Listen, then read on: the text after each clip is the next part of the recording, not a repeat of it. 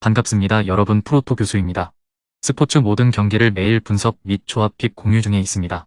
영상에 공개되지 않는 정보들도 정보방에 입장하시면 확인하실 수 있으니 참여를 희망하시는 분들은 영상 하단 고정 링크를 통해서 아무 조건 없이 자유롭게 참여가 가능하니 많은 참여 부탁드리겠습니다. 첫 번째 경기는 노팅엄 대 레스터 한번 살펴보겠습니다. 노팅엄은 울브스를 승부차기 끝에 잡아내고 컵대회에서는 다음 라운드로 진출할 수 있게 되었습니다. 리그에서도 강등 1순위라는 예상과는 다르게 첼시와 비기고 사우스햄튼을 잡아내는 등 상승세를 어느 정도 타고 있는 상황입니다. 상위 전력이었던 첼시전에서 강한 압박으로 상대를 몰아세우는 모습을 잘 보여주었고, 후반전에 강한 압박으로 전방부터 상대의 빌드업을 방해하는 모습이었는데 상대 중원의 은디디가 빌드업 상황에서 압박 대처 능력이 떨어진다는 점을 감안한다면 공격적으로 압박에 나서는 것이 도움이 될 수 있을 것으로 보입니다. 풀백의 오버래핑을 통한 측면 공격도 나름 인상적이었던 모습. 물론 아위니의 결장이 아쉽기는 하지만 역습의 선봉 역할을 하는 화이트의 존재가 노팅엄 입장에서는 더 든든할 것입니다. 전반적으로 수비력은 좋지 못한 편, 애초에 올 시즌 구상이었던 오백이 니아카테의 장기 부상으로 인해 실현 불가능한 전술이 되면서 400으로 울며 겨자먹기로 바꾸어야 했던 것이 꽤 컸습니다. 다만 이와 별개로 박스 안에서의 수비 능력이 좋지 못해 세트피스에서도 7골을 허용하고 있고 높은 라인을 유지하는 상황에서 카운터를 맞는 경우도 꽤 있었습니다. 레스터는 뉴캐슬에게 0대2로 패했습니다. 하브리그 팀인 질링엄을 1대0으로 겨우 이긴 것을 제외하면 월드컵 브레이크 이후 승리를 쌓지 못하고 있는 상태, 부상자가 너무 많은 상황이고 지난 경기에서 대부분의 주전 멤버들을 모두 기용한 터라 체력적인 부분도 부담스러울 것입니다.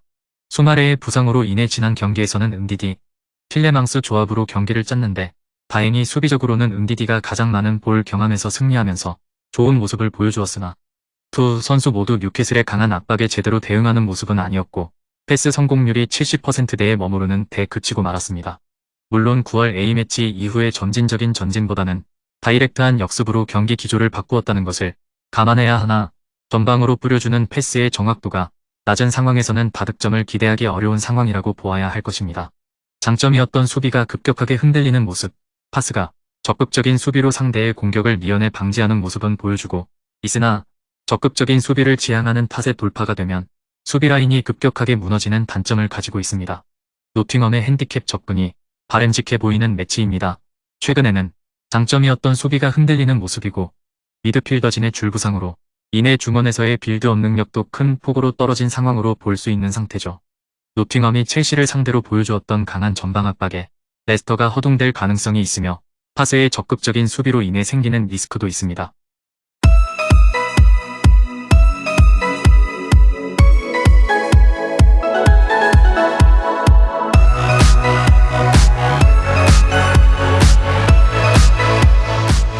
두 번째 경기는 레체 대 AC 밀란 한번 살펴보겠습니다. 레체는 최근 기세가 상당히 좋은 팀입니다. 리그에서 5경기 연속 무패를 달리고 있는 상황이고 우디네세, 아탈란타, 라치오 등 상위 전력을 상대로 2승 1무를 기록하는 등 상위권 팀을 상대로도 꿀리지 않는 경기력을 보여주었다. 레체의 장점은 수비라고 할 수 있을 것입니다. 선수들의 연령이 매우 젊은 편이라 선수단의 트랜지션과 에너지 레벨이 상당히 좋은 편, 바르셀로나 출신 움티티가 수비 중심을 잘 잡아주고 있습니다. 감독의 기민한 피드백 능력도 호평할 만한데 라치오전에서 상대의 선제골이 나오자마자 수비 라인을 아예 뒤로 붙이고 선수들의 간격을 좁혀 뒷공간 침투를 막아내는 모습이었습니다. 밀란전에서도 비슷한 전술로 나올 가능성이 높습니다. 상대 레프트백인 테오의 돌파는 허용하되 중앙으로 공이 오는 것을 막아내면서 인버티드 윙어 성향이 짙은 내향을 제어하는 것이죠. 정확도가 높은 방식이라고는 할 수 없지만 올 시즌 스트레페차가 중심인 공격진의 효율이 꽤 좋은 편이라 밀란도 방심해서는 안 될 상대입니다. 밀란은 많은 부상자들로 인해 기세가 좋지 못합니다.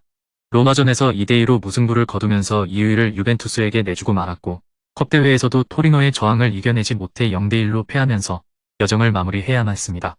물론 지난 경기에서는 테오, 레앙 등 주전 선수들을 대거 쉬게 해주었다는 점은 감안해야 하나 레체가 라치오를 상대했던 것처럼 낮은 라인을 구축하고 상대의 중앙 침투를 막는 방식을 사용한다면 밀란도 고전할 가능성이 있는 상태죠.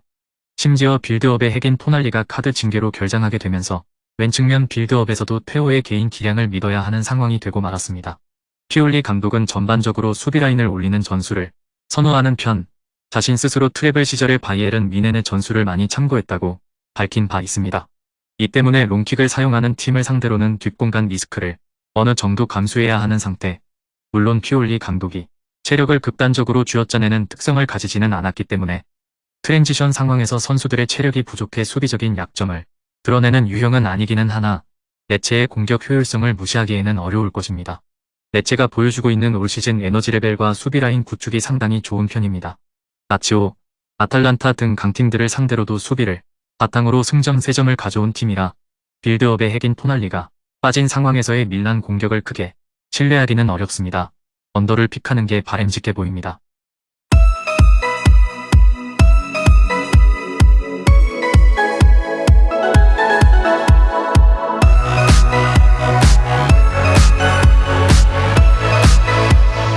마지막 세 번째 경기는 인터밀란 대 베로나 한번 살펴보겠습니다. 인테르는 파르마를 상대로 생각보다 고전하면서 연장까지 갔지만 어찌되었든 로테이션과 승리를 모두 챙기는 결과를 가져왔습니다. 챔스관 사수를 위해 중요한 역할을 해주어야 할 라우타로가 득점을 기록한 것도 호재라고 할 수 있는 기록이죠. 나폴리를 1대0으로 잡아내면서 나폴리에게 리그 첫 패배를 선사하기도 했고 전반기에 발목을 잡았던 수비력도 나름대로는 개선이 되는 모습을 보여주었습니다. 물론 몬처전에서는 멀티 실점을 허용하기는 했지만 동점골을 허용한 것은 둠프리스의 자책골이었기 때문에 참작의 여지가 있습니다. 파르마전에서도 9개의 슈팅 중 7개를 박스 바깥에서 하게 만드는 등 상대의 공격 정확성을 최대한 낮추는 기조가 잘 통하고 있는 모습입니다. 나폴리전에서는 측면에서 수적 우위를 바탕으로 수비 성공 확률을 높이면서 역습 성공 확률을 높였고 전방 압박을 유도하고 오나나의 킥을 활용하면서 효과를 보았죠. 경합 능력이 괜찮은 루카쿠가 결장하는 것이 아쉽기는 하나 제코도 경합 능력이 좋은 편이라 큰 문제는 아닐 것으로 보여집니다. 베로나는 크레모네세를 2대0으로 잡아내면서 긴 무승 행진을 깰 수 있었습니다. 1대1로 비긴 토리노 전을 포함해 최근 두 경기에서 1실점을 기록하는 등 수비적으로 꽤 괜찮은 모습을 보여주기는 했는데 아직 더 지켜볼 여지가 있다는 것이 중론입니다. 그 이유는 상대의 전력 상황이 좋은 편은 아니었기 때문. 토리노는 올 시즌 수비력은 훌륭하지만 공격력은 별 볼 일 없는 팀이고 크레모네세는 아예 올 시즌 리그 승리가 없는 팀이었죠. 생각보다 앞선에서 무언가를 하려고 하는 성향이 강한 팀이라 수비 리스크는 상당히 큰 편이고 체력이 떨어지는 후반전에는 실점 빈도가 급격하게 상승하는 등 인테르를 상대로 호조를 이어가기는 어려운 상황입니다. 공격진의 성과도 그렇게 좋지 못합니다. 올 시즌 베로나보다 공격 효율이 낮은 팀은 3팀뿐 지난 시즌만 해도 시메오네를 비롯한 공격진의 성과가 뚜렷하기는 한 팀이었으나 올 시즌은 수비수인 도이그가 최다 득점자 자리를 지키는 등 공격진의 영향력이 크게 줄어든 상태고 빌드업이 측면으로 흐르는 경우가 잦은데 나폴리 전에서 차라노글루의 활동량으로 측면에서의 수적 우위를 지속적으로 잡은 인테르입니다. 인테르의 우세가 예상됩니다. 최근 기세가 상당히 좋고 나폴리를 무실점으로 묶어낼 정도로 수비적인 안정감도 어느 정도 생긴 상황이라 팀의 밸런스가 상당히 좋은 편입니다. 베로나의 최근 리그 2 경기의 성적이 1승 1무로 좋기는 하지만 전력이 약한 팀을 상대로 거둔 성적이기 때문에 크게 높은 의미를 주기에는 무리인 상황입니다. 금일 경기들은 이렇게 알아보았습니다. 좀 더 다양하고 많은 정보를 원하시는 분들은 영상 하단 댓글에 링크 클릭 후 문의하시면 아무런 조건 없이 정보방 입장 가능하니 입장하셔서 정보 받아보시길 바라겠습니다. 그리고 영상에서 리뷰하지 않은 디테일한 정보와 조합픽은 매일 교수 정보방에서 공유하고 있으니 꼭 참여해보시길 권장드리며 이번 영상은 여기까지 하겠습니다. 시청해주셔서 감사드리며 늘 여러분들의 건승을 기원합니다. 감사합니다.